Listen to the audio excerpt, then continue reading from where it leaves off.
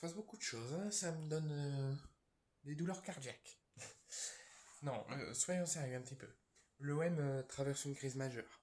Traverse une crise qui n'est pas si grave par rapport à toutes les crises que l'OM a pu traverser à l'époque. Les joueurs catastrophiques qu'on a pu avoir, mais il y a eu un très gros changement à l'heure actuelle. Et on a une meilleure équipe et un meilleur effectif qu'il y a quelques années. Mais ça, on en a assez parlé. Maintenant, il faut parler du présent. Il faut préparer le déplacement à Brest. Et préparer l'Olympico contre Lyon ensuite. Et ensuite, on aura une double confrontation contre Toulouse en Coupe de France au Vélodrome et en championnat à Toulouse.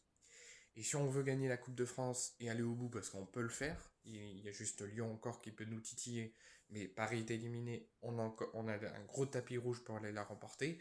Mais il faut faire abstraction de la crise, il faut faire abstraction des annonces, il faut faire abstraction des démissions, des possibles départs, de ce qui se passe dans l'extra-sportif.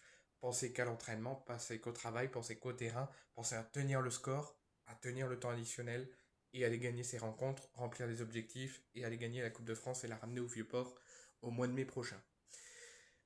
Mais bon, faut aussi penser à l'extra sportif, Longoria qui est déclassé, qui sera plus au club, qu'on verra presque plus pendant les matchs, qu'on verra peut-être presque plus pendant les interviews, qui sera peut-être en voie de disparition, mais qui nous défendra dans les institutions sportives, dont l'UFA, ou dont les compétitions européennes, ou dont la LFP.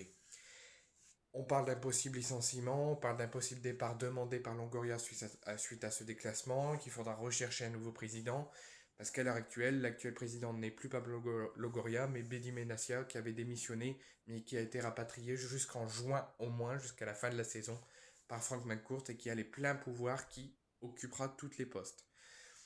Mais il faut préparer, comme je vous l'ai dit, le terrain, il faut préparer le sportif. Et le sportif, c'est aussi se trouver un nouveau coach pour remplacer Roberto De Zerbi, qui a démissionné et qui a été licencié en même temps d'un commun accord avec la direction.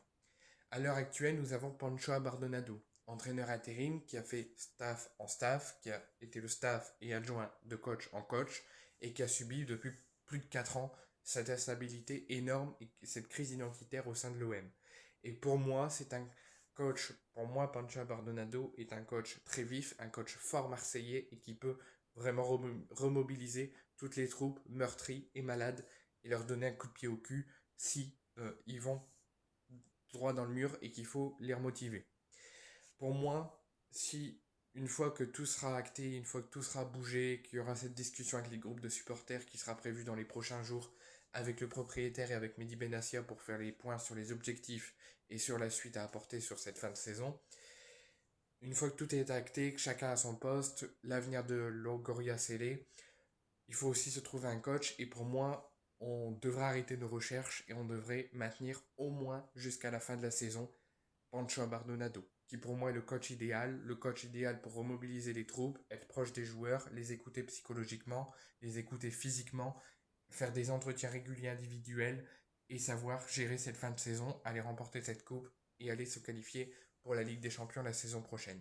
Et comme je vous l'ai dit, ça permettrait d'avoir des moyens, ça permettrait d'être fixé, ça permettrait de voir ce qu'on aura fait, ce qu'il faudra changer et d'être fixé pour la saison prochaine si on maintient Pancho Bardonado en tant qu'entraîneur principal ou si on va se chercher un nouveau coach. Ça ne sert à rien d'aller foncer vers Habib Bey, d'aller foncer vers un coach et le faire considérer comme entraîneur principal et éventuellement remettre Pancho en tant qu'entraîneur adjoint et dans le staff et au final faire les 6 derniers mois qui restent. Au final, on n'a pas rempli nos objectifs, on n'a pas remporté la coupe, ce que je souhaite pas, et au final, on le licencie cet été et on doit rechercher un coach.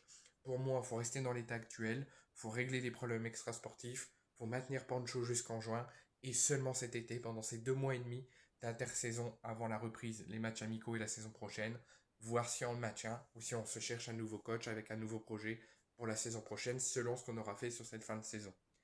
Moi, j'entends parler d'Habib Bey, je suis totalement contre. Parce que Habib Bey, certes, est un pur Marseillais, peut-être pas comme Pancho, parce que lui, c'est vraiment un pur, mais un Marseillais dans l'âme. Il sait ce que représente l'OM, il sait ce que représentent les supporters, la pression, etc. Il saura peut-être contenir, mais pour moi, c'est pas le coach idéal. Pour moi, Habib Bey n'est pas le coach idéal. Il a eu beaucoup de problèmes à Rennes. Il a une procédure judiciaire au prud'homme et à la justice, au tribunal avec la direction rennaise. Il y a eu des conflits sur cette fin de collaboration. Il y a eu des tensions avec les joueurs et ça va nous enfoncer encore plus. Donc pour moi, certes, Benassia est confirmé et reste à l'OM et je pense va tout faire pour le faire venir. Pour moi, ça serait une très grosse erreur. C'est pour cela qu'il faudra se pencher sur Habib Beye, sur la liste, mais cet été. Pour moi, on doit rester comme ça. On doit maintenir Pancho jusqu'en juin et voir ce qu'on fait cet été sur le dossier Habib Beye, comment ça avance avec Rennes et voir vers quel autre entraîneur on peut se pencher. Il ne faut surtout pas être préoccupé et il ne faut surtout pas aller trop vite dans cette recherche d'entraîneur.